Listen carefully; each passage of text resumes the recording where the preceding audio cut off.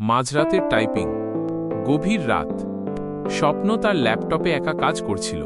পুরো ঘর অন্ধকার, শুধু ল্যাপটপ স্ক্রিনের সাদা আলোয় তার মুখটা আবছা দেখা যাচ্ছে। হঠাৎ স্বপ্ন খেয়াল করল ল্যাপটপের কিবোর্ডটা যেন নিজে থেকেই নড়ছে। কেউ একজন খুব দ্রুত টাইপ করছে, কিন্তু স্ক্রিনে কোনো লেখা উঠছে না।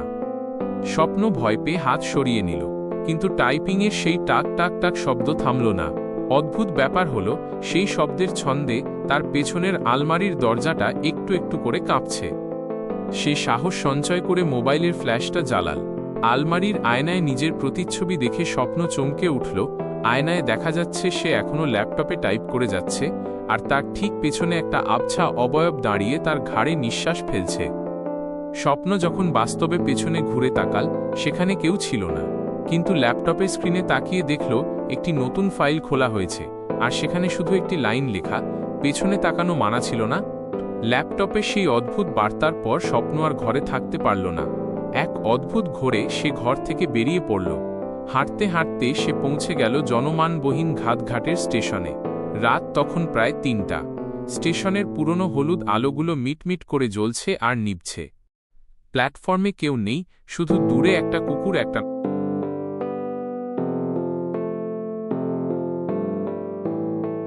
অবশ্যই স্টেশনের নাম পরিবর্তন করে রহস্যময় গল্পটি আরও বড় এবং গা ছমছমে করে দিচ্ছি। গাদঘাট স্টেশনে সেই অভিশপ্ত রাত। ল্যাপটপের স্ক্রিনে সেই অদ্ভুত বার্তা, পেছনে তাকানো মানা ছিল না। দেখে স্বপ্নের হৃৎস্পন্দন যেন এক মুহূর্তের জন্য থেমে গেল। ঘরের বাতাস হঠাৎ বরফ শীতল হয়ে এল, আর নাকে এল পুরনো পচা কাগজের একটা গন্ধ। এক মুহূর্ত আর সেখানে থাকার সাহস হল না তার। কোনো মতে জ্যাকেটটা গায়ে জড়িয়ে ঘর থেকে প্রায় দৌড়ে বেরিয়ে পড়ল সে। ভাবল, খোলা বাতাসে গেলে হয়তো এই দুঃস্বপ্ন কাটবে। হাঁটতে হাঁটতে সে কখন যে শহরের সীমানা ছাড়িয়ে নির্জন গাদঘাট স্টেশনের দিকে চলে এসেছে তা সে নিজেও জানে না। গাদঘাট স্টেশনের নাম শুনলেই এলাকার লোকে দিনের বেলাতেও একটু কুঁকড়ে যায়।